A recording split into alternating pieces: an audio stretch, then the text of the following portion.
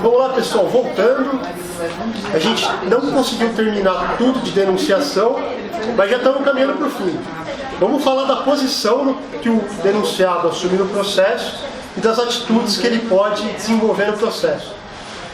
Basicamente está no artigo 127 isso. O artigo 127 fala que, feita a denunciação, o autor poderá assumir a posição de litisconsorte do denunciante e acrescentar novos argumentos à petição inicial, procedendo-se em seguida à citação do réu. E o artigo 128 fala que, feita a denunciação pelo réu, o denunciado pode contestar o pedido. Se o denunciado for revel, o denunciante pode deixar de prosseguir com a sua defesa e focar só na demanda regressiva. E se o denunciado confessar os fatos alegados, o inciso 3º diz que o denunciante poderá prosseguir com a sua defesa ou aderir a tal reconhecimento, pedindo apenas a procedência da ação de regresso. Tudo bem, pessoal? Assim, vamos então fechar o que o tópico se propõe a analisar. A posição do denunciado, portanto, é de litisconsorte. Beleza, pessoal? Ele é litisconsorte. Se ele for denunciado pelo autor, ele vai poder acrescentar novos fundamentos. É o que o artigo 127 faz. Poderá acrescentar novos argumentos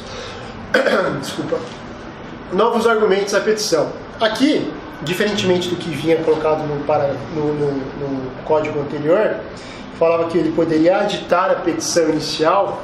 O Código Novo não reproduz esse termo, aditar a petição inicial, e, portanto, acaba sendo colocada de lado toda uma discussão que havia acerca dos limites desse aditamento, se o denunciado poderia trazer nova demanda, ampliar objetivamente a demanda na condição de denunciado, porque aditar a petição inicial é, em tese, muito mais amplo do que acrescentar novos argumentos. Aditar poderia permitir, pelo menos em tese, o ingresso de novo pedido, um dos 3 elementos da ação, enquanto acrescentar novos argumentos diz respeito à causa de pedir, já que argumentos dizem respeito à causa de pedir, tanto fática quanto jurídica, tudo bem?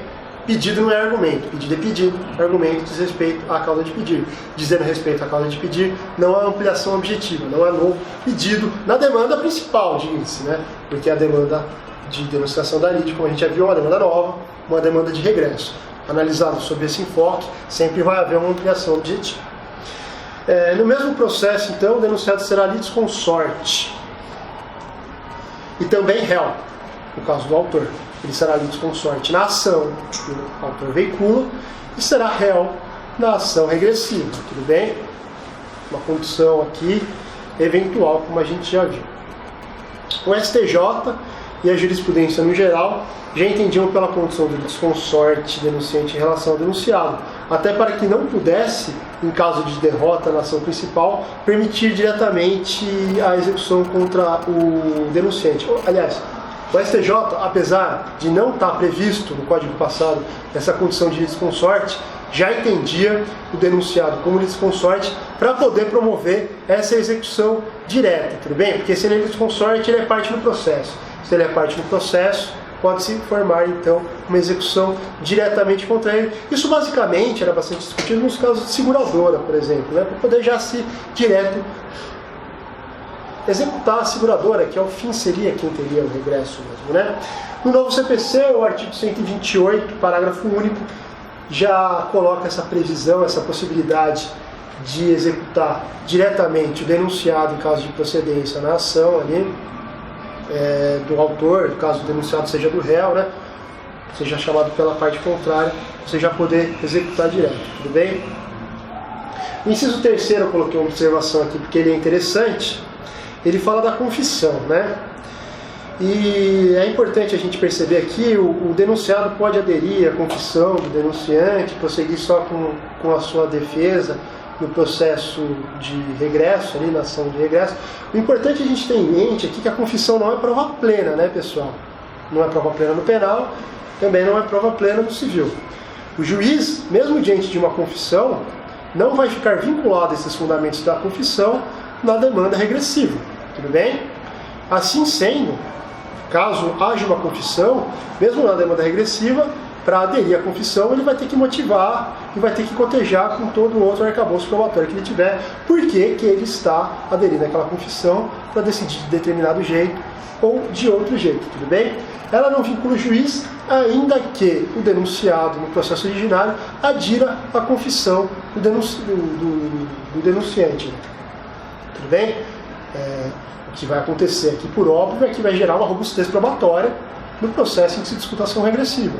Mas isso não gera automaticamente, ou imperativamente, ou inafastavelmente, uma vinculação do juiz à confissão. Procedimento da denunciação da lide. O autor faz a denunciação na petição inicial e o réu denuncia no prazo da contestação, de acordo com a literalidade do artigo 126, né? Mas aqui o Daniel Amorim chama a atenção de novo para que o código não foi feliz na redação. Ele usou a expressão espécie, que é contestação, no lugar do gênero, que é resposta do réu. Acho que vocês já viram isso. Contestação é uma das hipóteses, uma das espécies de resposta do réu. Bom, dito isso, o denunciado será citado na forma do artigo 131. Se já tiver nessa aula também, isso toma bastante tempo, eu vou pular isso. Com relação à utilização da espécie em vez do gênero, ainda tem uma outra coisa para falar. Como se usa do gênero em vez da espécie, e há essa crítica existe por conta do seguinte: o prazo para contestação não exibe, pelo menos em tese, o prazo para apresentação das outras espécies de resposta. E essa já era a jurisprudência do STJ, mesmo sob a égide de código antigo. Ou seja, o prazo para que se apresente a denunciação da lide pelo réu era o prazo da resposta.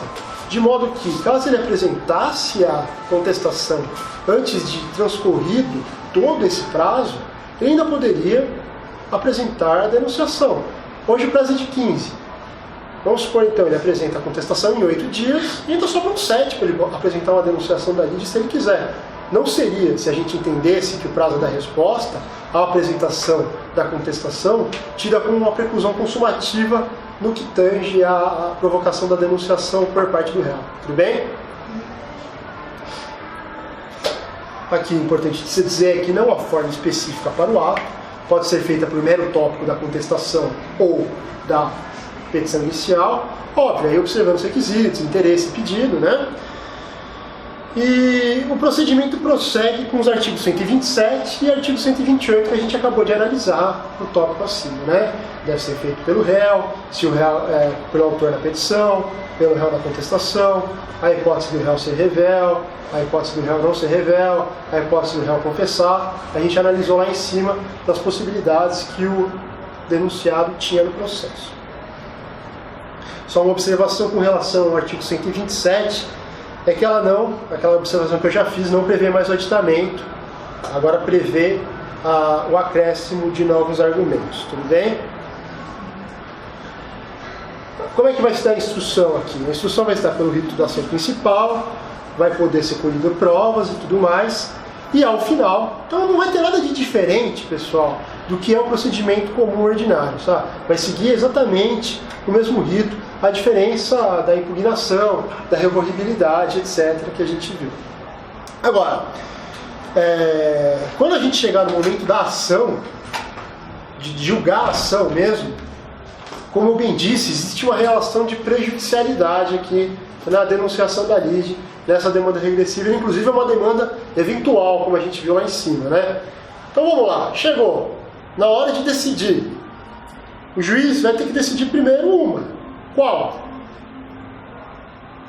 A ação principal ou a denunciação? Denunciação? A principal. Porque a denunciação é uma demanda eventual. O direito de regresso está condicionado ao resultado da ação principal. Assim sendo, existe uma prejudicialidade. Se o juiz julgar desfavoravelmente ao denunciante, é que surgirá então o direito de regresso. Se não, a tutela judicial vai ser conferida para ele, não há que se falar em direito de regresso, e a denunciação perde o objeto. Tudo bem? Lembra que a gente falou inclusive que o interesse de agir da denunciação era condicional. né? Mas que a lei permitia o ingresso da denunciação por uma exceção expressamente prevista. Assim, são dois os resultados, então. Se o denunciante for o réu e perder a demanda, a lei faz opção que o dele e o denunciado respondam solidariamente pelo cumprimento da obrigação. De onde é que a gente extrai que eles respondem solidariamente pelo cumprimento da obrigação se a solidariedade não se presume? Normalmente, se a denunciação é feita na contestação, lá não vem como preliminar de mérito? Não, preliminar de mérito é aquilo que vai impedir a análise do mérito. A denunciação não é isso. Mas não é a primeira coisa que ela... Então, é um tópico inicial, mas eu numa peça, se a gente tiver que fazer uma preliminar... Aliás, se a gente tiver que fazer uma denunciação numa peça de segunda fase, não põe a preliminar. Preliminar é aquilo que impede a análise do mérito. Tecnicamente, preliminar é isso. Se você quiser falar da denunciação, você abre um tópico da denunciação. Você fala inicialmente, ou questões anteriores ao mérito. Então, e se a gente mas ela não vai impedir, até porque ela é condicionada ao mérito. Mesmo que ela não seja como preliminar inicialmente, o juiz não teria que avaliar primeiro? Ontologicamente, a denunciação da lide veicula que tipo de pedido? Um pedido regressivo. E para que se tenha um direito regressivo, é preciso que se tenha a obrigação de pagar alguém. E essa obrigação de pagar alguém, ou de fazer alguma coisa, ou seja lá o que for, só vai estar definitivamente decidida com a sentença da ação principal.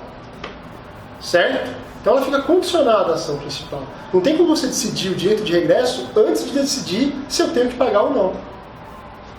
Eu só vou ter o direito de regresso se eu tiver que pagar. Um acidente de carro, para usar o mesmo exemplo, bati na traseira do carro, aí entro com a denunciação da lide para minha seguradora. Se o juiz falar, olha, você não precisa pagar, porque na verdade você bateu o carro aí por culpa exclusiva do cara na frente, eu não vou ter que pedir o dinheiro para a seguradora pagar o carro, porque eu mesmo já não tenho que pagar. Você percebe a relação de prejudicialidade que existe? Não tem como o juiz analisar primeiro se a seguradora tem que pagar, se nem se decidiu sobre a hipótese de incidência, a hipótese configurativa desse dever de pagar.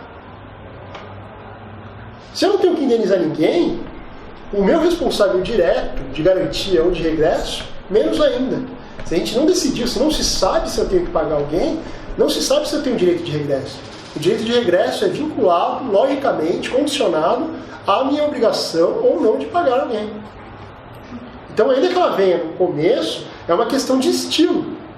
Você põe no começo da peça para chamar a atenção do juiz que você está fazendo uma denunciação da lide. Mas essa denunciação só vai ser analisada se eu perder a ação.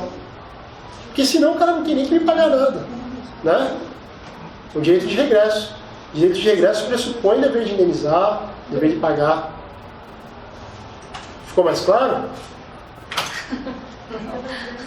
Não? Não, eu entendi o que você quis falar, mas é que quando a gente pensa na prática, eu não consigo visualizar desse jeito. Porque não existe alguns processos que tem que haver a correção do polo? Não, mas correção do polo é uma coisa, a denunciação é outra.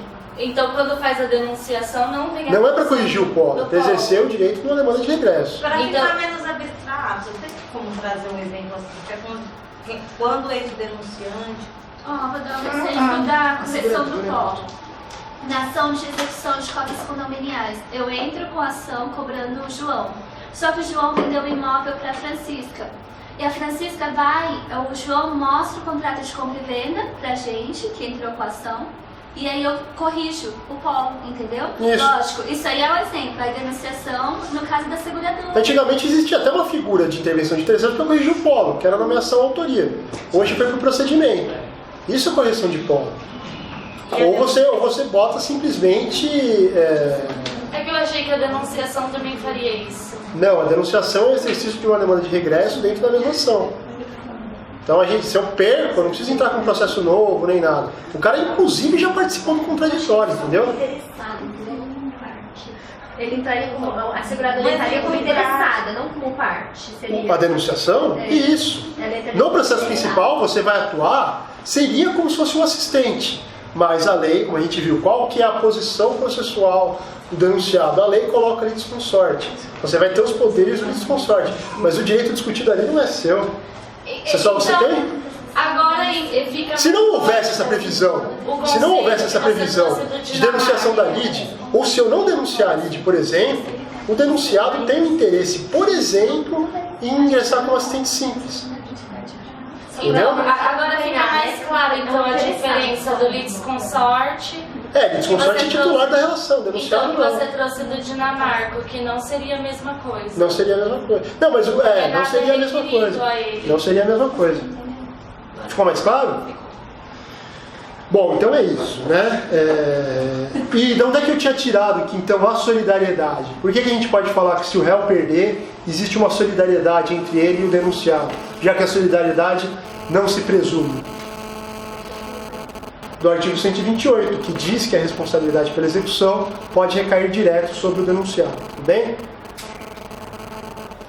Por outro lado, caso o denunciante tenha o mérito julgado a seu favor, a denunciação perde o seu objeto, nos termos do artigo 129. Isso em razão da prejudicialidade da demanda principal em relação a ela.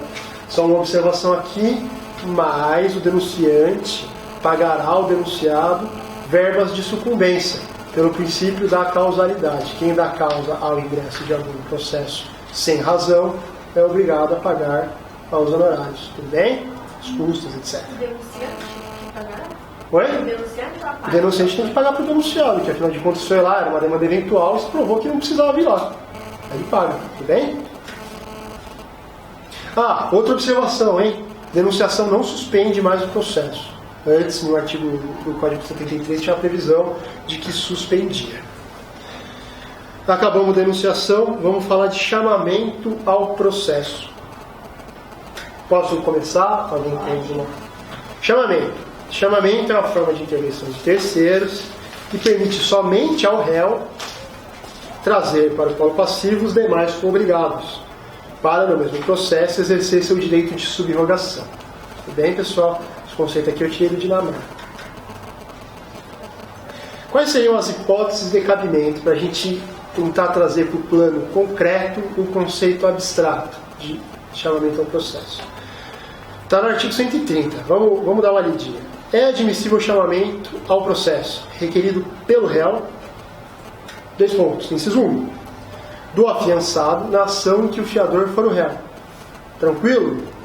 Então, a gente entra com uma ação diretamente contra o fiador, ele pode chamar o afiançado. 2. 2 demais fiadores na ação proposta contra um ou algum deles. Então, suponhamos que existam 3 fiadores e o devedor principal também. Eu entro com a ação só contra um desses fiadores.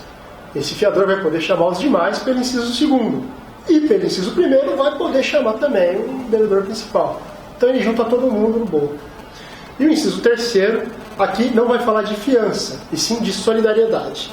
Dos demais devedores solidários, quando o credor exigir de um ou de alguns o pagamento da dívida comum.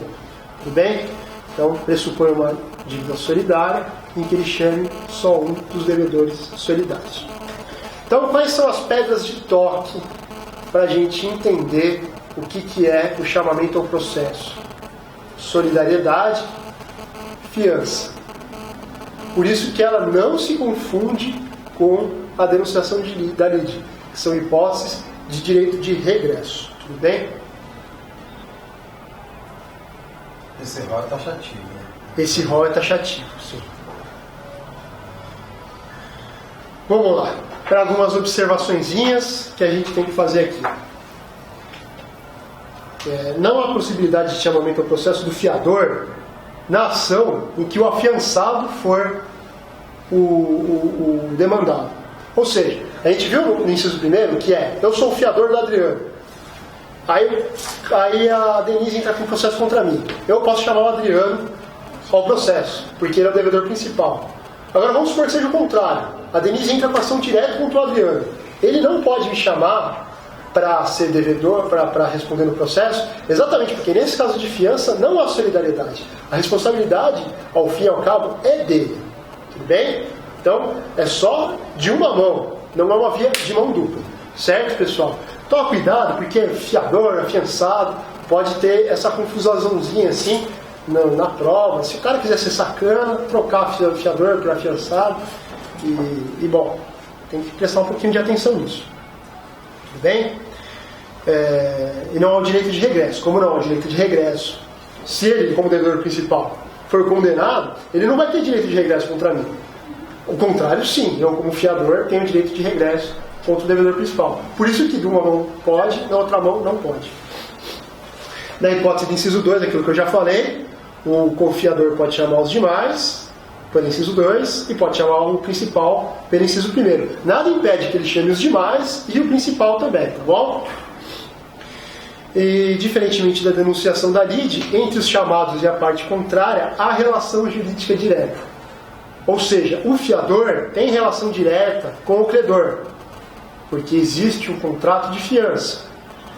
O devedor solidário também, porque a solidariedade ou vem pela lei ou vem pelo contrato, tá bom, gente? Então sempre vai ter relação com a parte contrária, tudo bem? Ainda que o direito não seja dele propriamente discutido, como é o caso da fiança, mas uma relação com a parte contrária sempre vai ter. Finalidade. Qual que seria a finalidade, então, do chamamento ao processo? A gente viu as finalidades dos outros institutos, vamos ver a finalidade desse aqui também. É alargar o campo de defesa dos fiadores e devedores solidários, respectivamente ao processo, o devedor principal ou os coobrigados corresponsáveis, para que assumam posição de litisconsórcio, submetendo-se à coisa julgada. A finalidade é chamar o devedor principal, os confiadores ou os demais devedores solidários, para que então integrem a coisa julgada. E qual é o grande interesse em integrar a coisa julgada? É que integrando a coisa julgada, eles vão ser pessoas que vão fazer parte do título executivo. Sendo pessoas que fazem parte do título executivo, a execução poderá ser direcionada contra eles, os bens deles poderão ser discutidos, tudo bem? Bom, como a gente já disse, é uma modalidade provocada, não é uma modalidade voluntária, é uma modalidade provocada apenas pelo réu e apenas no processo de conhecimento, já que a finalidade se relaciona com a formação do título executivo, tudo bem? Não tem então a possibilidade de chamamento ao processo, no processo já de execução, certo? Qual que é a natureza do chamamento ao processo?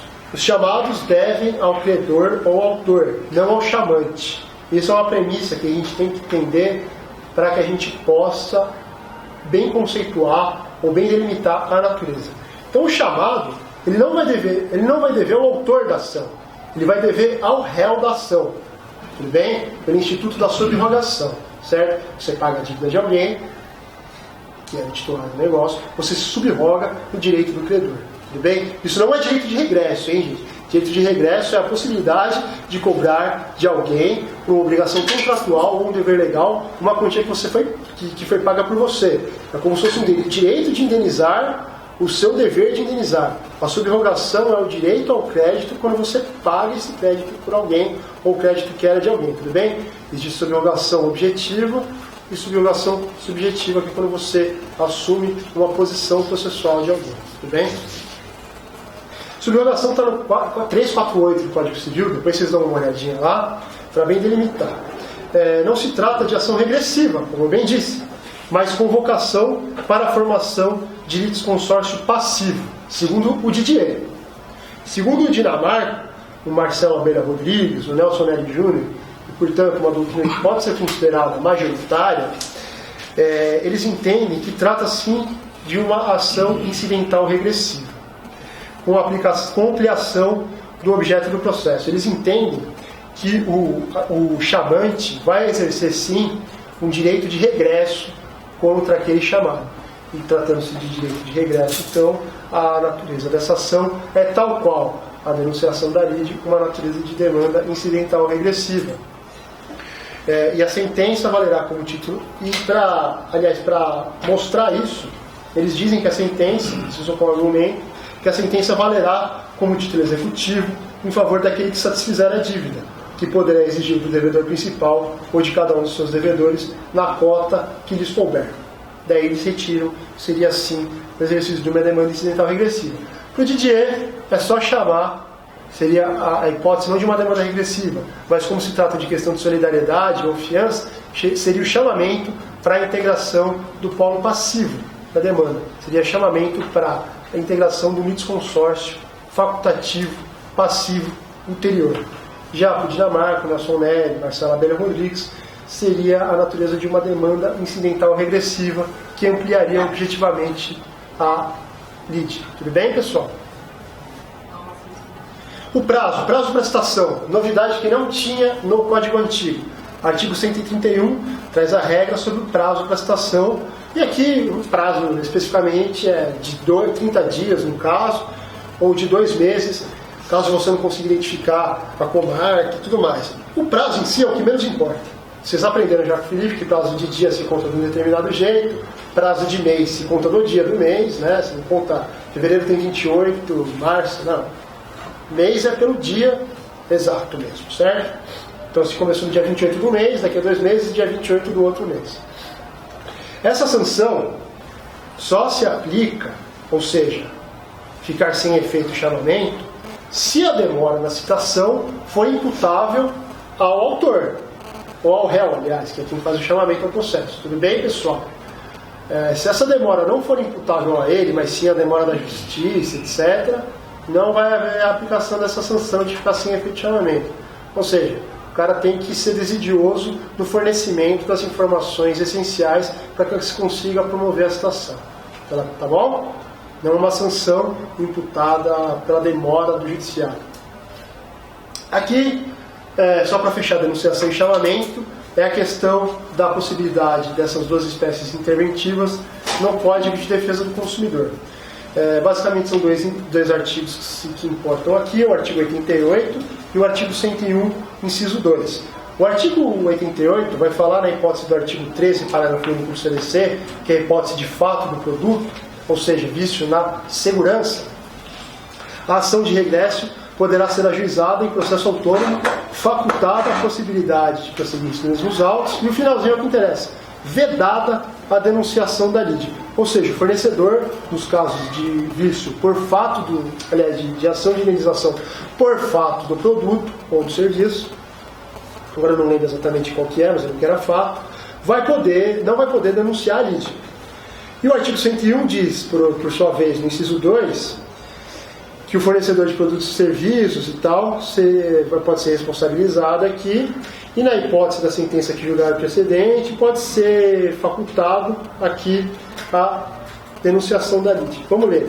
O réu que houver contratado seguro de responsabilidade, aliás, poderá chamar o processo segurador, vedada a integração do contraditório pelo Instituto de Resseguros do Brasil.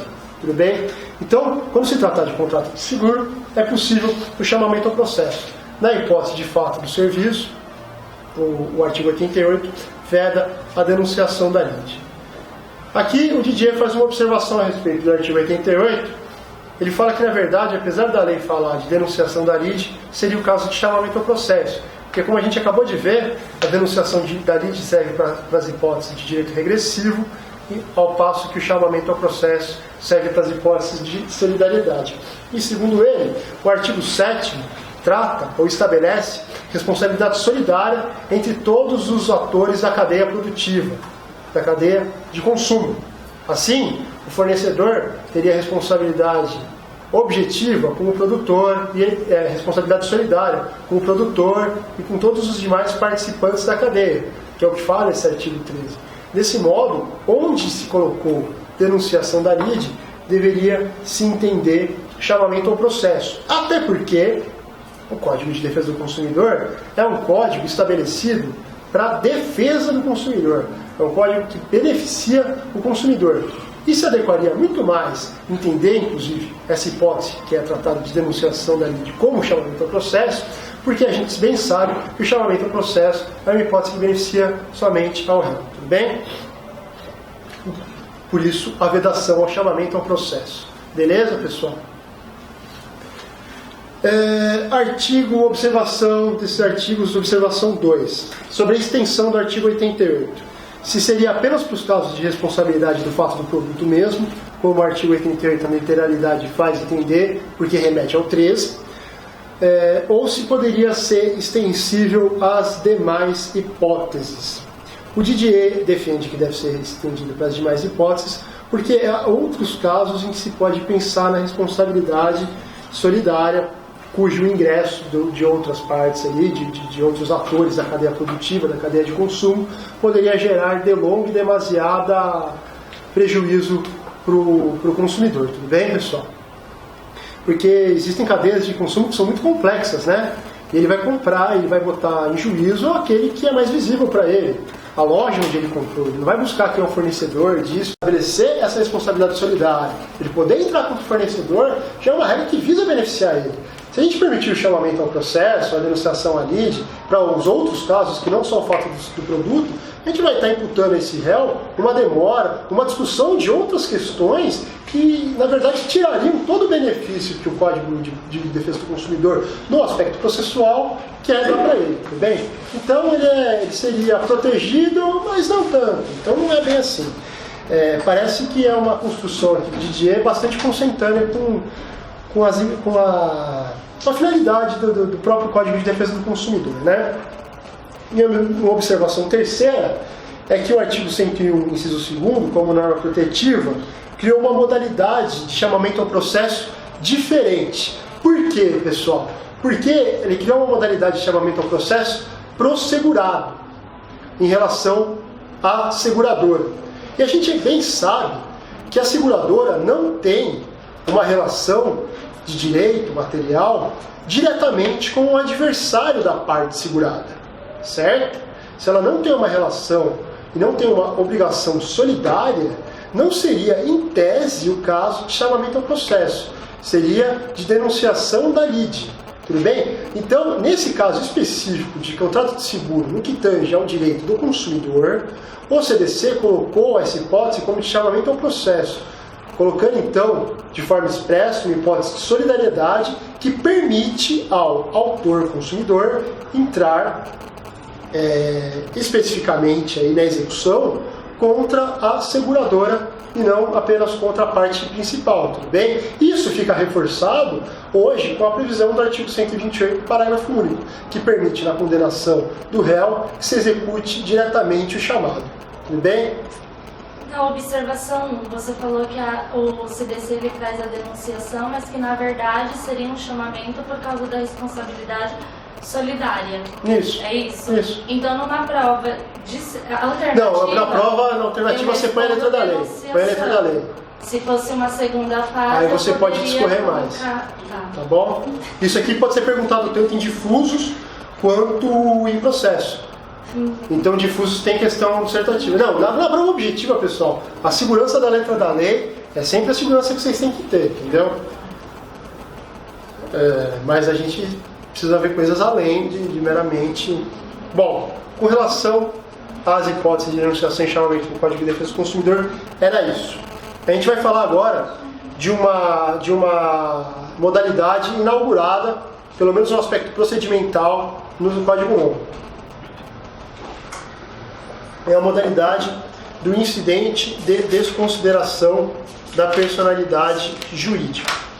Aqui, pessoal, só dizer para vocês o seguinte, isso é matéria que vai dizer respeito a direito civil, direito tributário, direito empresarial, porque o que seria a desconsideração da personalidade jurídica? É um instituto que retira o véu do obstáculo, da autonomia patrimonial que a pessoa jurídica tem em relação aos seus sócios, para que se consiga alcançar o patrimônio da pessoa jurídica em requisitos estabelecidos pela lei. E aí vai depender da lei que trata disso. No Código Civil, por exemplo, a gente tem o requisito do evento damine, da fraude. Você precisa provar que houve uma gestão fraudulenta. Já no Código de Defesa do Consumidor, não. A mera insolvência ou a mera impossibilidade de adimplemento já seria suficiente para que se desconsiderasse a pessoa jurídica, tudo bem? No direito tributário é de um jeito, no direito previdenciário é de outro. Inclusive, existe muita construção jurisprudencial sobre esses requisitos, dependendo do ramo de direito que se trate. Não é o objeto da aula aqui, tudo bem? Aqui a gente vai tratar dos aspectos procedimentais para essa desconsideração da personalidade jurídica, né? Eu fiz algumas observações aqui e depois vocês dão uma lida, né? O código, a única coisa importante de se falar é que o Código de Processo Civil consagra uma expressão expressamente que gera uma construção doutrinária sobre o Instituto da Desconsideração Inversa, que é a situação exatamente em que a gente não pretende, na verdade, ultrapassar o obstáculo da autonomia patrimonial para alcançar os bens do sócio, mas ao contrário, para alcançar os bens da sociedade quando o responsável original é o sócio.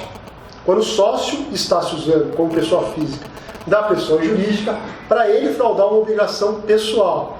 Por exemplo, meação no casamento, responsabilidade alimentar de filho. Ele fala, olha, eu não tenho, patrimônio na verdade é da pessoa jurídica, esses patrimônios não se confundem, então você não vai poder alcançar tal montante a título de meação ou tal montante a título de alimentos porque o patrimônio é da pessoa jurídica.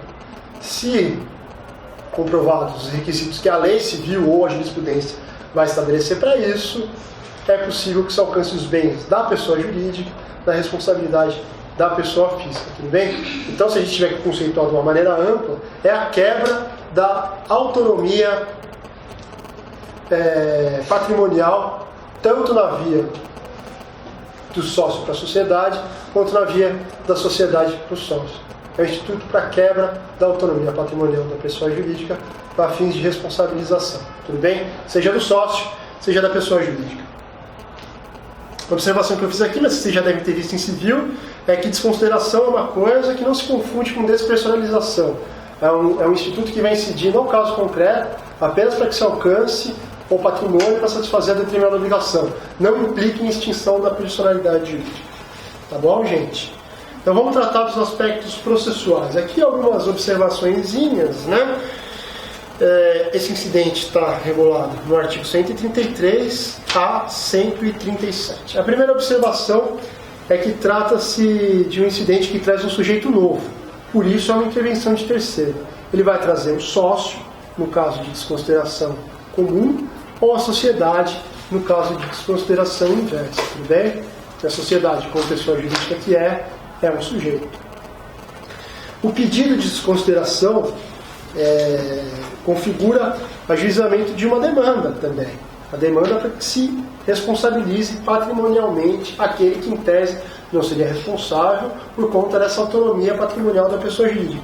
Assim, ela amplia tanto subjetivamente quanto objetivamente o processo. Outra coisa, que o CPC consagra a natureza do Instituto enquanto incidente e não enquanto ação autônoma. Quando não havia essa regulação expressa, existia talvez alguma dúvida a respeito de como se instrumentalizar isso. Agora já está colocado no Código Civil no Código de Processo, no procedimento próprio, e é expresso que é um incidente. Mas isso não impede que a gente consiga, enquanto autor, instrumentalizar já na nossa petição inicial um pedido de desconsideração. Quando então a demanda, quando então essa demanda não vai ser a demanda do incidente de desconsideração é constitutiva. Vai se constituir uma nova situação. Para acabar a aula já? Não? Vai se colocar então uma nova situação a partir da decisão que desconsidera a personalidade jurídica, tudo bem? Então, essa nova ampliação, só esse pedido em relação à desconsideração, quando julgado, tem a decisão sobre isso terá natureza constitutiva. Não, essa aqui não pode ser determinada de ofício pelo julgador, trata-se de modalidade provocada. Aliás, eu acho que eu confundi, quando eu estava falando para vocês, que a única modalidade que poderia ser de ofício era a desconsideração. Desconsiderem isso. É um amigo escuro, eu confundi, foi mal, pessoal. Bom, aqui são observações, basicamente está tudo no código, pessoal. O poder de decidir esse pedido quando for feito no tribunal é do relator. Está lá no artigo 932 que fala dos poderes do relator. Pode ser feito em qualquer momento processual, em qualquer processo. Processo de execução, por exemplo, pode ter desconsideração da pessoa jurídica. Se eu não fiz no processo de conhecimento, porque lá não se apresentavam uns óbices, mas só no cumprimento de sentença, pode ser no cumprimento de sentença. O que não pode acontecer é o juiz desconsiderar, ou seja, atingir o patrimônio do sócio, sem que tenha havido o incidente da desconsideração. Procedimento. É a literalidade do artigo 134 ao artigo 137. Não tem muita delonga. Como o nosso tempo está meio curto e tem o material aqui, eu vou passar mais rápido sobre isso. Algumas outras observações que precisam ser feitas. Aplica-se o regime da tutela provisória. Se demonstrar urgência, relevância dos fundamentos e tal, pode-se expedir uma tutela antecipada ou para que se defira esse pedido de desconsideração. Outra coisa, o MP não vai intervir obrigatoriamente pelo simples fato de se tratar de um pedido de desconsideração da personalidade jurídica. Lembra quando a gente falou de partes do processo? A gente falou que o MP vai ter que ver se tem alguma daquelas situações do 188. E que ainda que ele não seja intimado, diferentemente do que acontecia no Código passado, não incidirá automaticamente a nulidade dos atos praticados desde o momento que ele deveria ter sido intimado. Ele vai ratificar ou não a necessidade dele ter tido participado daquilo, demonstrando inclusive o prejuízo pela sua não participação. Beleza, gente? Então hoje a gente tem uma informalidade ainda maior do que havia antes no Código passado, tá bom? Aspecto importante aqui, que apesar de estar na lei, é sempre bom a gente ressaltar, é a recorribilidade. O incidente vai ser resolvido por uma decisão interlocutória. Sendo resolvido por decisão interlocutória, só caberá agravo de instrumento se tiver colocado em algum dos incisos taxativos do 1015. Aqui é o caso. É o artigo 1015, inciso 4º do CPC. Da decisão que resolve o incidente de desconsideração, cabe agravo de instrumento. Agora, o próprio Código fala que a decisão que resolve isso deve ser interlocutória. Caso essa decisão seja do relator, cabe agravo interno. Isso está na literalidade do parágrafo único do artigo 136. Agora, apesar do Código falar que essa decisão deve vir por um incidente, por uma decisão interlocutória, pode ser o caso dela vir por uma sentença também. Pode ser que só esteja pronto para julgamento esse incidente na hora de aprovação da sentença também. Caso em que o juiz poderá, então, falar de tudo isso na sentença. Nesse caso, caberá apelação. Caberá apelação e essa parte que trata desse tema será um capítulo da apelação. E sendo um capítulo da apelação, ela vai ser julgada tudo junto. Por que apelação e por que não, então, entrar com uma decisão interlocutória e uma apelação? Porque vige no nosso sistema o princípio da unicidade. Contra um tipo de decisão, só cabe um tipo de recurso, tá bom? Qual que é a qualidade desse terceiro no processo? Após a desconsideração, o sócio deverá ser considerado como parte. Esse é um entendimento que já era consolidado pelo STJ, é um entendimento também do Daniel Amorim, porque ele será considerado aqui como parte porque ele é responsável patrimonial secundário. Sendo responsável patrimonial, ele faz parte da relação do direito material.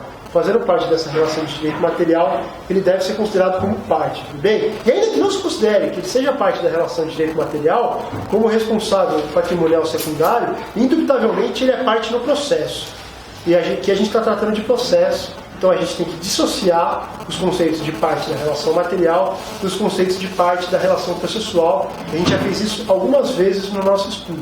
Então, ainda que não se considerasse ele como parte da relação material, que parece inclusive bastante razoável, porque ele não é o responsável direto, parte da relação processual ele é. Por quê? Porque é responsável patrimonial secundário. Assim, forma-se um litisconsórcio passivo ulterior. Estamos chegando no fim, pessoal, para acabar aqui, porque o espaço precisa ser usado. Amicus curiae, intervenção da amicus curiae.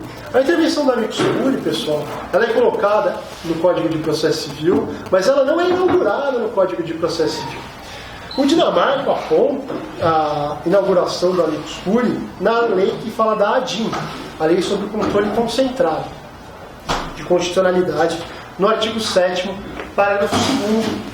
Contudo, existem algumas outras leis, uma lei inclusive mais antiga, que é a Lei 6385, que vai falar sobre valores imobiliários, que vai tratar de uma hipótese de amicus curiae obrigatório, que é da CVM, nos processos que discutam a matéria de competência da CVM. Então essa discussão de o que foi inaugurado ou não é uma discussão que talvez a gente não precise se ater tanto. Fato é e consagradamente como amicus curiae começou a se tratar a ADI, tá bom? Indubitavelmente que nessa lei que eu trouxe e na lei Antitruste de 2011 há a hipótese de uma intervenção. E hoje a gente sabe que é amicus curiae, né? Mas onde se consagrou no Brasil mesmo essa figura como amicus curiae foi na lei que trata do processo concentrado de constitucionalidade no artigo 7º, tudo bem? O que é o amicus curiae, afinal? O amicus curiae é uma figura que foi trazida dos Estados Unidos como um auxiliar da justiça nos processos que não digam necessariamente respeito a ele, mas de questões muito relevantes e que ele tem um conhecimento técnico ou tem um conhecimento de inserção na realidade social daquela questão que se discute, que pode trazer subsídios para o juiz, que não é conhecedor de tudo e nem poderia ser, para que dê uma decisão mais técnica ou mais aproximada da realidade das pessoas que vivem a situação em que ele está decidindo, tudo bem? Então, alguns exemplos assim, uma questão que discuta aspectos biológicos, um cientista poderia ser um amicus curiae. Quando uma questão que discuta constitucionalidade ou não de alguma política de cotas, a associação de afrodescendentes de alguma região ou de população descendente judaica, ou alguma associação que trate, algum antropólogo poderia intervir, porque tem conhecimentos técnicos, conhecimentos de inserção da realidade social da questão que se discute a juízo. Bem por isso, não se exige do amicus curiae que ele seja imparcial. Como é uma questão de relevância social e que pode ter, mesmo quando se trata de conhecimento técnico, opiniões divergentes, no ramo científico a gente observa isso, é possível que exista amicus curiae defendendo uma posição e outra posição. O que aconteceu, por exemplo, no processo de controle de constitucionalidade, se discutiu a ampliação das hipóteses legais de aborto, por exemplo.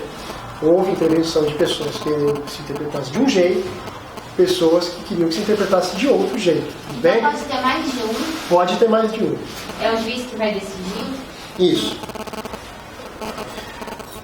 Pode ter mais de um, é o juiz que vai decidir.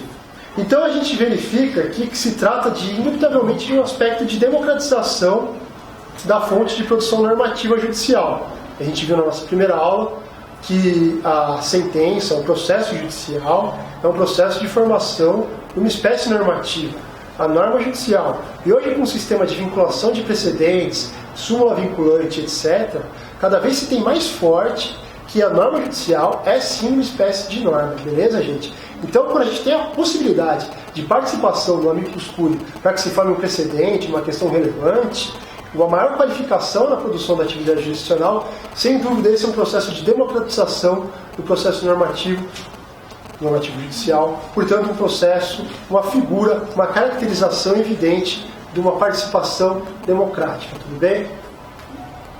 Uma democracia participativa, portanto.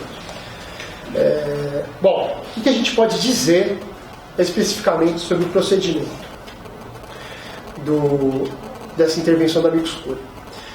O artigo 138 é o único que vai tratar sobre o amicus curiae aqui, e o caput dele é bastante grande, tem diversas coisas que o caput diz, e os parágrafos também dizem bastante coisas. Então, é uma leitura bastante ramificada, inclusive no caput. Bom, ele autorizou o ingresso do amicus curiae em qualquer processo. A opção legislativa foi de ampliar tanto as pessoas que pudessem participar do amicus curiae, quanto os processos em que se pode ter a intervenção do amicus curiae. Porque antes, a lei Antitruste, essa lei de 65 que eu falei, e as leis de controle concentrado de constitucionalidade traçavam um recorte objetivo bastante restrito. Só poderia ter ingresso de amicus curiae nessas hipóteses bastante específicas de processo. Agora não. Agora, a grande novidade, que se pode dizer assim, que o Código trouxe é uma ampliação tanto dos entes legitimados a intervir, quanto dos processos em que se pode intervir com a amicus curiae. Por exemplo, numa ação de reintegração. Pode, uma ação de reintegração pode. Não é impeditivo, não é impeditivo. Outra questão que é bastante interessante, que julgamento de casos repetitivos, não há limitação do tipo de processo, nem de quem pode ser habilitado a intervir como amicus curiae, tudo bem? Então, as mais diversas situações que a gente puder imaginar, óbvio que com o controle judiciário da legitimidade dessa intervenção, a possibilidade, a gente vai tratar. Bom, essa é a única modalidade de intervenção de terceiros trazida no Código de Processo, considerada efetivamente no capítulo de intervenção de terceiros, como intervenção de terceiro, que o juiz pode determinar de ofício, tá bom, pessoal? É o que se chama de intervenção iusso iudicis. A representatividade adequada é o controle de legitimidade que a gente vai ter no amicus curiae. Isso aí a gente vê bastante quando a gente trata de processo coletivo e tudo mais, com a diferença de que no processo coletivo, essa representatividade adequada, ela é aferida ao op legis, porque existe um rol de legitimados previamente estabelecidos pelo legislador, que segundo um juízo de proporcionalidade estático feito por ele, teriam essa representatividade para ingressar em juízo, o que não se confunde com pertinência temática. Agora, o que seria essa representatividade adequada? É o vínculo que se verifica entre aquele que pretende intervir e a questão jurídica debatida.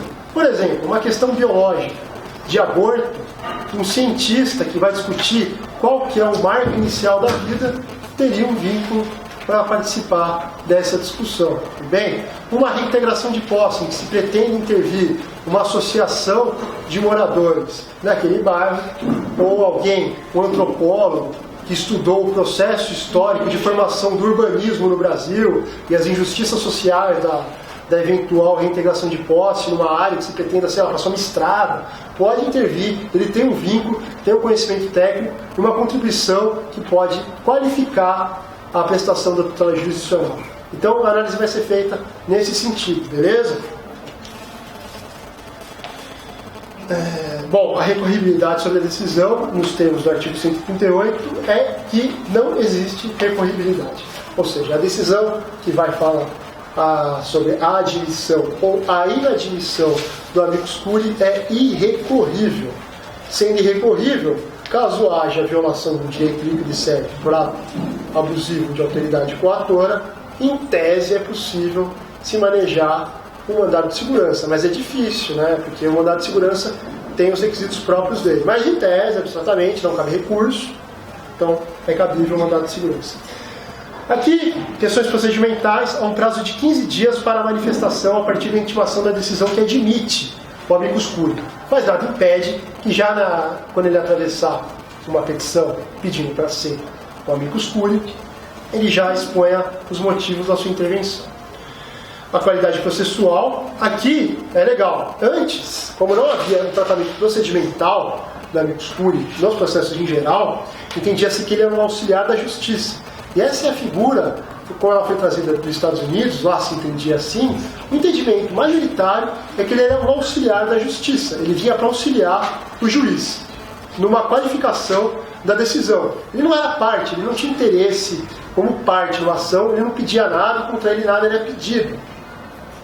Agora, como é colocado como uma intervenção de terceiros, é indubitável que a natureza dele, então, seria de algum tipo de parte. Tudo bem? Ele passa a ser parte no processo. Sendo parte no processo, ele não tem a obrigação de ser imparcial e, inclusive, não são aplicáveis a ele as hipóteses de suspeição e impedimento. Aqui uma observação interessante ainda com relação ao procedimento diz respeito à competência. A mera intervenção do amicus curiae não implica na alteração da competência, beleza, pessoal? Bom, porque ele não é titular da relação que é discutida. Então ele pode ser parte para fins de algumas atuações processuais, mas para fim de competência ele não é considerado parte. E até o Didier brinca no livro dele, que eu não pus no material, ele fala, é parte pero no mucho, né? Bom, legitimidade recursal está colocada no parágrafo 2º do artigo 138.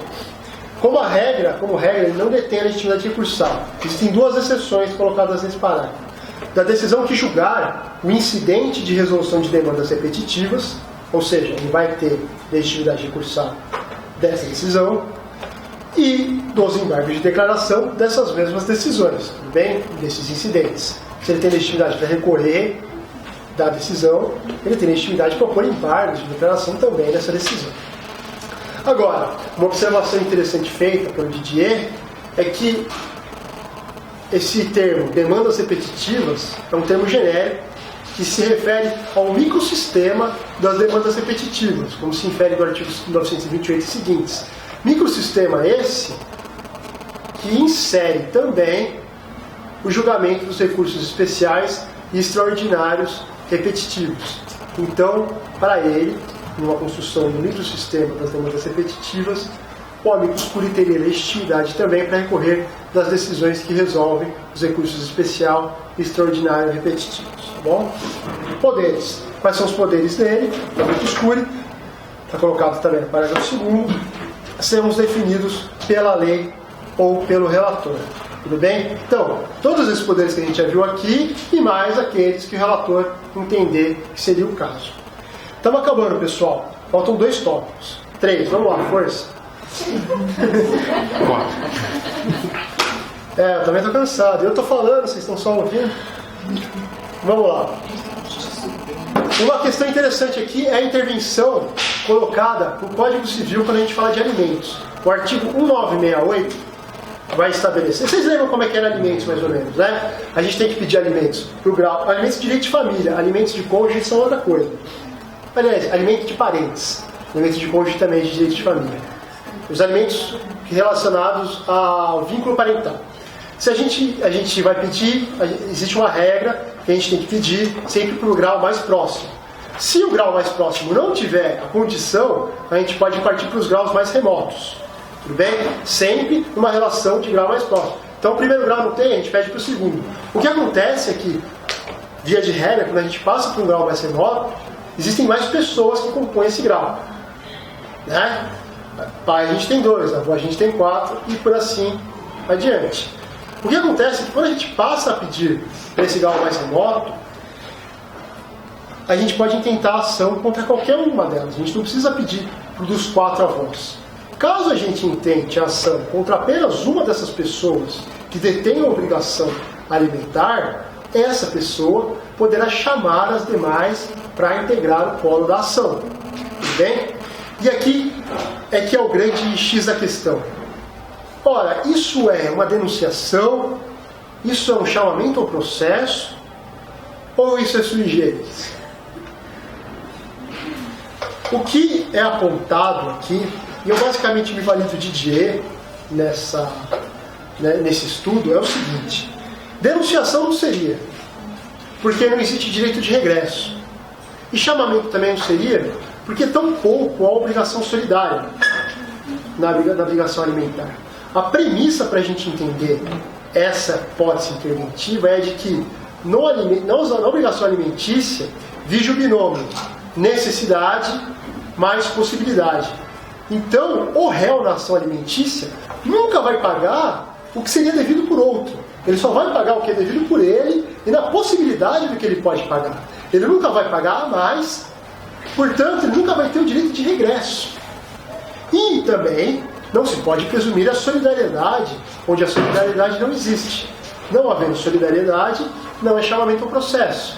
Não havendo direito de regresso, não é denunciação da lide. Seria para ele, portanto, uma intervenção sui generis. E mais, para ele, não existiria sequer interesse do réu em chamar ninguém. Porque na medida que ele paga só aquilo que ele pode pagar, não haveria benefício nem malefício para ele ter uma outra parte do processo no polo passivo.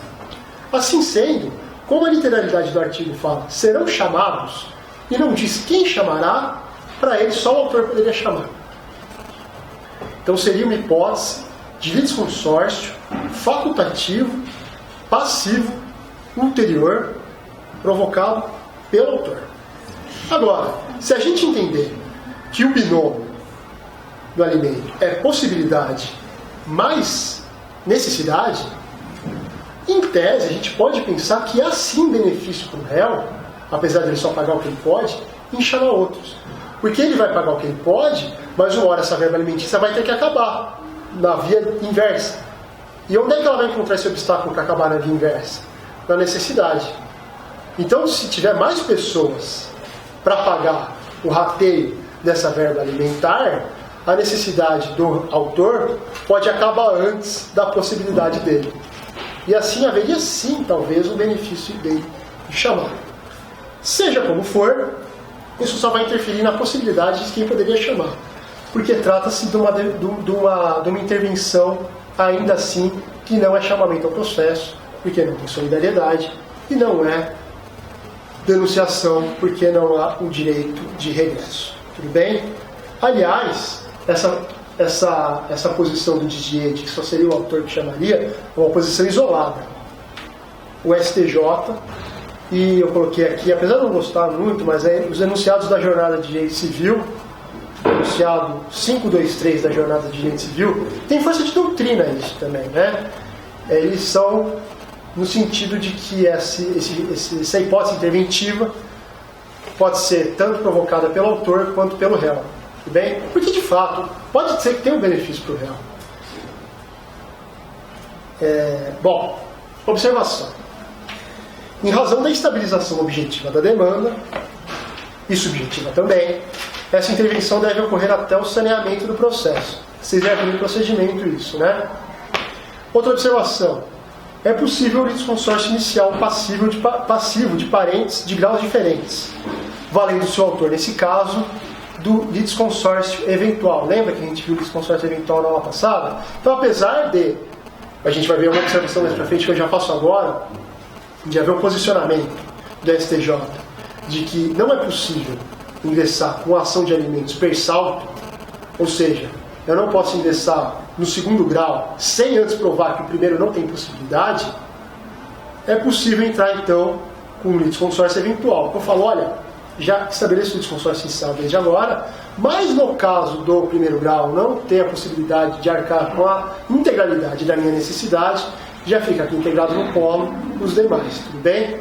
Lembra, litisconsórcio eventual relaciona-se com pedido subsidiário, beleza?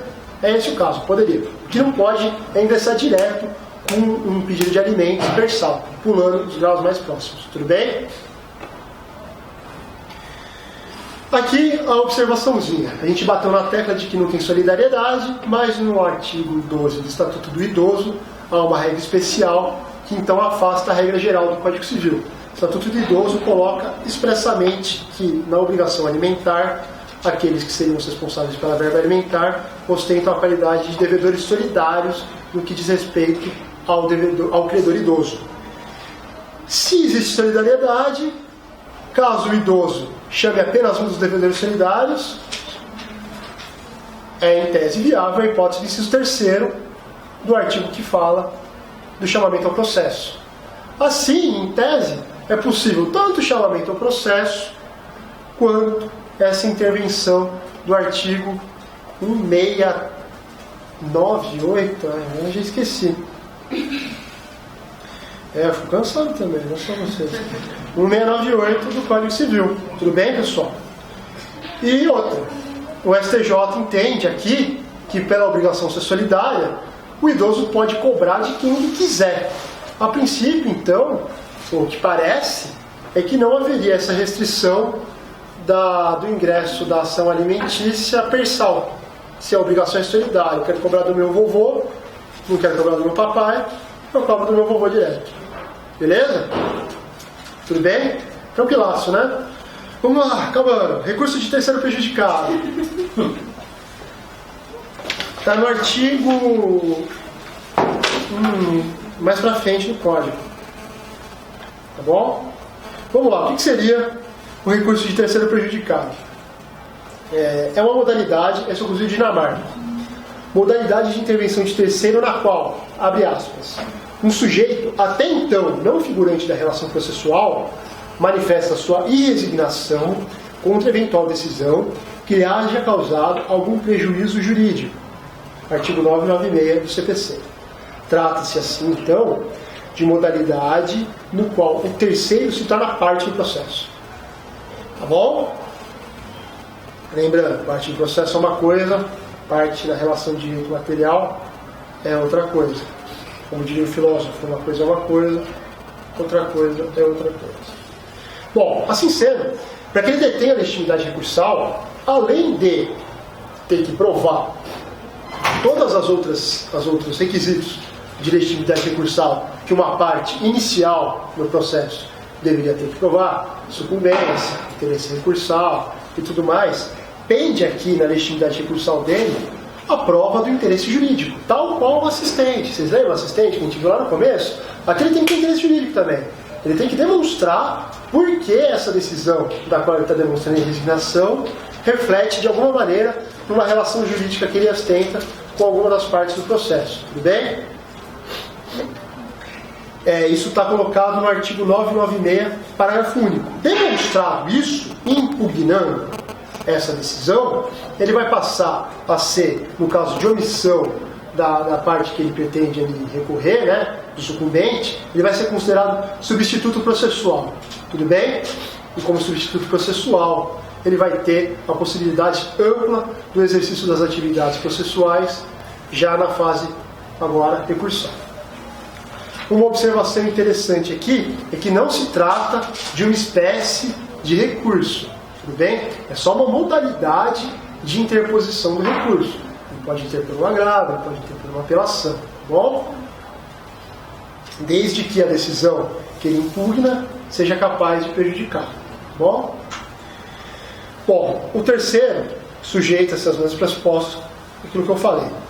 Se ele se sujeita aos mesmos pressupostos do recurso da parte, ele se sujeita também a um pressuposto objetivo bastante importante, que é um pressuposto temporal. Ele se sujeita ao prazo recursal. Tudo bem? Assim, vamos imaginar a seguinte situação. Como o terceiro, pelo conceito que a gente pegou do professor Dinamarca, é aquele que ingressa no processo só para recorrer, ele não fazia parte do processo anteriormente, é quase certo que ele não foi intimado da decisão. Portanto, do prazo que começaria a correr o prazo recursal, da data que começaria a correr o prazo recursal. Assim, é muito provável, muito possível que ele perca esse prazo. Se ele perder esse prazo, o que ele pode fazer? Súmula 202 do STJ. Ele pode ingressar com um mandado de segurança. Por quê? Porque para o STJ, a vedação de se utilizar o mandado de segurança como sucedâneo recursal aplica-se somente às partes e não ao terceiro. Tudo bem? As partes que estão ingressas no processo desde o começo é que tem esse ônus do prazo, foram intimadas para isso. O terceiro não. Tudo bem, pessoal? Assim sendo, o terceiro pode ingressar com um mandado de segurança caso ele tenha perdido o prazo para o recurso. Paulo, você pode dar um exemplo assim de um terceiro que teve interesse? Vamos supor que o terceiro podia ser assistente e não foi. Aí ele fica sabendo que aquela decisão extinguiu o contrato de locação do cara que ele é sublocatário. Ele descobre só com uma intimação lá para se o locatário descobrir, você vai dizer. Desoculta.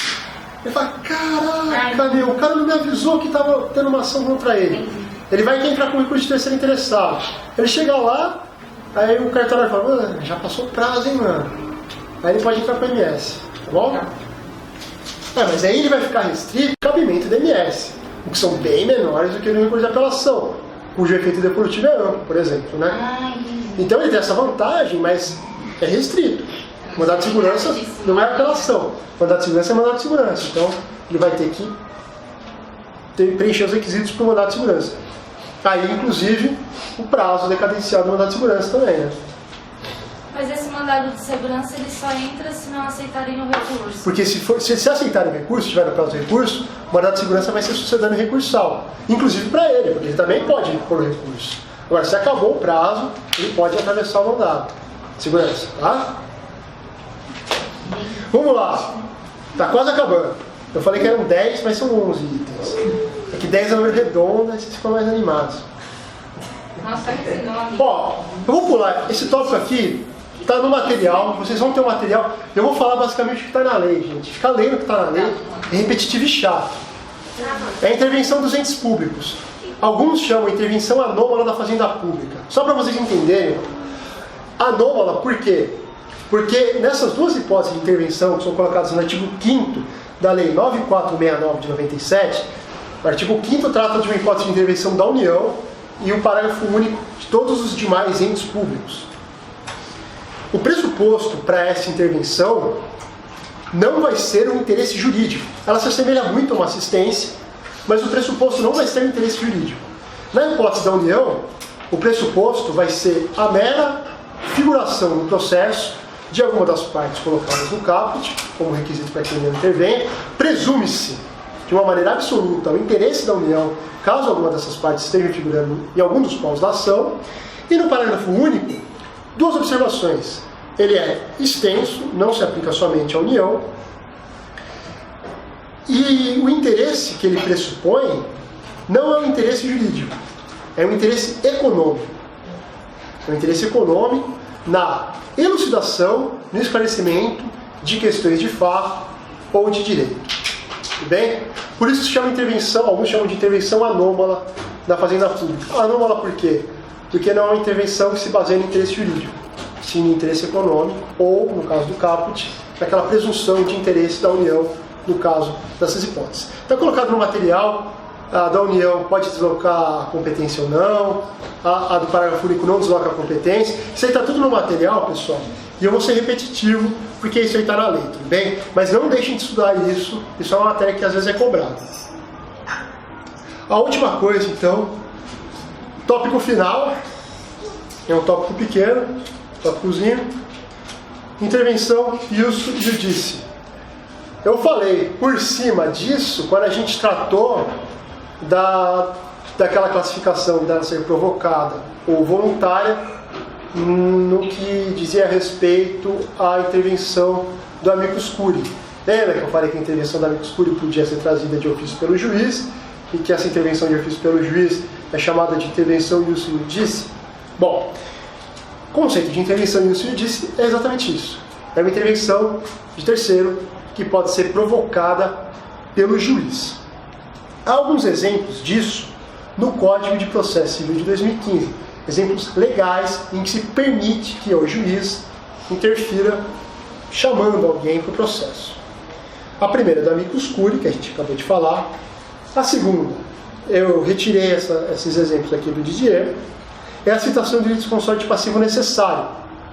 Lembra, se o autor ingressar com uma ação em que o direito discutido, ou por força da lei, ou por força da relação jurídica discutida, seja caso de litisconsórcio passivo necessário, e ele não promover a citação daqueles que o juiz entenda serem litisconsórcio passivo necessário, ele dará o prazo para que isso seja feito, e caso isso continue não sendo feito, ele vai extinguir o processo em resolução de mérito. Vocês lembram disso? Foi aula passada, né?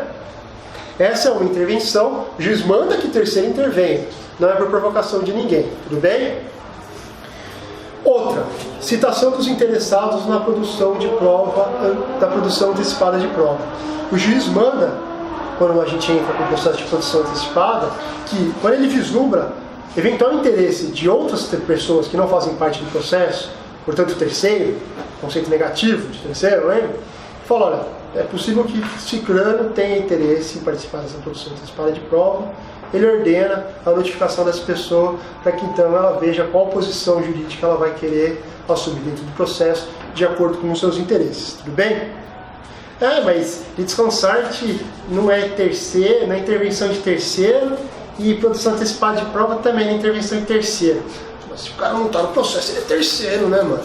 Então, beleza? Tudo bem, né? Tô nervoso, tô cansado. Vamos lá. A dúvida que surge aqui, mas por que você está falando disso, né? É porque no Código de 39 existia uma norma genérica, uma cláusula aberta para o juiz chamar o processo, para o juiz provocar a intervenção de terceiros. Caso ele entendesse, com o conceito jurídico indeterminado aqui, que haveria o interesse desses terceiros na participação no processo. Era o artigo 91. Permitia ao juiz trazer terceiros ao processo quando necessário. Como eu já disse, havia uma cláusula geral. Tudo bem, pessoal? Então, além das hipóteses taxativas, as hipóteses típicas, melhor dizendo, da lei, havia essa hipótese atípica do juiz poder provocar a intervenção de terceiros. Bom, Essa regra não foi reproduzida no CPC de 73 e também não foi reproduzida no CPC atual. Mas, apesar dela não ser reproduzida, uma parte da doutrina discutia que haveria casos em que, apesar de não haver a hipótese típica de chamamento de intervenção de terceiro, melhor dizendo, e nem uma hipótese típica do juiz poder provocar essa intervenção, haveria a necessidade do chamamento dessas pessoas para integrar a relação processual por conta da eventual reflexo que geraria na sua esfera jurídica e por conta, além desse reflexo, da intensidade que esse reflexo poderia gerar numa pessoa que não participa do processo. E alguns exemplos deixam isso bastante elucidativo. Um primeiro exemplo em que eles apontavam isso é o litisconsórcio facultativo unitário. A gente bem viu na aula passada que o litisconsórcio unitário ele vai gerar uma extensão subjetiva dos efeitos da coisa julgada quando ele não for integrado por todos aqueles que poderiam ser litisconsortes. E qual que era a hipótese que a gente viu? E aqui não tem como colar. A hipótese que a gente viu de litisconsórcio facultativo unitário. Quando é que pode ter litisconsórcio facultativo unitário? Nas hipóteses de legitimação extraordinária concorrente. Lembra? Quando existe mais de um titular dessa ação, mas houver a possibilidade de um deles defender uma relação indivisível em nome de todos, por exemplo, a possessória, o condomínio, é a hipótese de litisconsórcio passivo. Aliás, litisconsórcio unitário facultativo. Beleza? Nessa hipótese, então, o cara vai sofrer os efeitos da coisa julgada, independentemente de ter participado ou não. E essa doutrina defendia, então, que seria possível o juiz chamar esse terceiro para intervir no processo, ainda que não houvesse previsão típica nesse sentido. Se é o juiz provocando uma intervenção de terceiro porque ainda não é parte, seria uma hipótese de intervenção ius iudice. Outro exemplo, a certificação do cônjuge ou do companheiro nas ações reais, imobiliárias. A princípio, tem que ter a outorga conjugal. Você não pode entrar numa ação sem a outorga conjugal ou sem litisconsórcio. Se você não fizer isso, a ação será extinta. O juiz pode mandar chamar para que essa parte, esse cônjuge, assuma a posição de acordo com o seu interesse. Ele pode negar, porém então a gente vai ingressar com o procedimento para que o juiz componha, integre essa falta de manifestação de vontade. Ele pode falar, não, vou pro pau também, resolveu o problema. Tudo bem?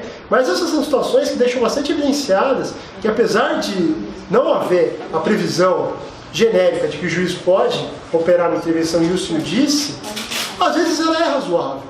A previsão, ou a possibilidade de intervenção ius iudice, não descambaria um superpoder necessariamente do juiz ou para intervenções consideradas arbitrárias. Tudo bem?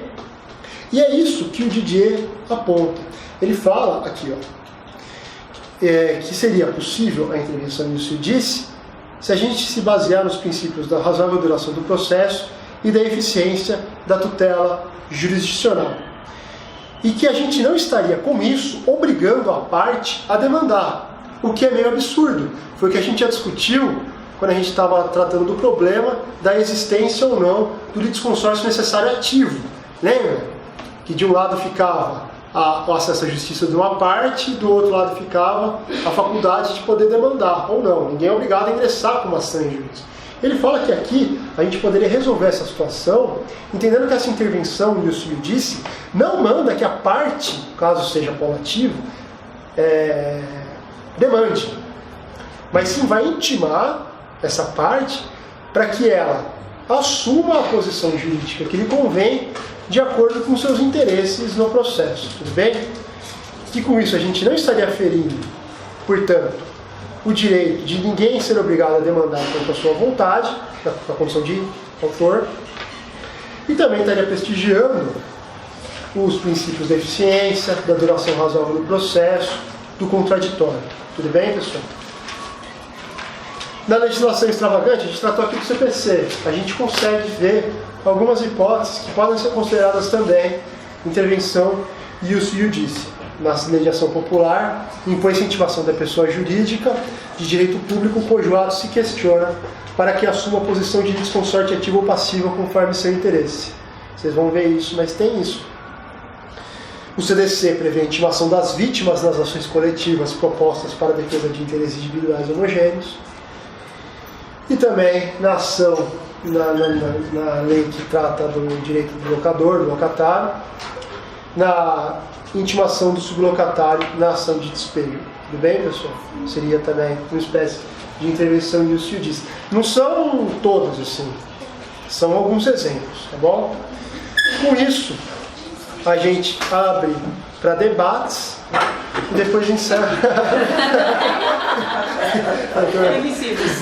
Previsível, né? Droga. Bom, é isso. Tchau, pessoal. Bom dia.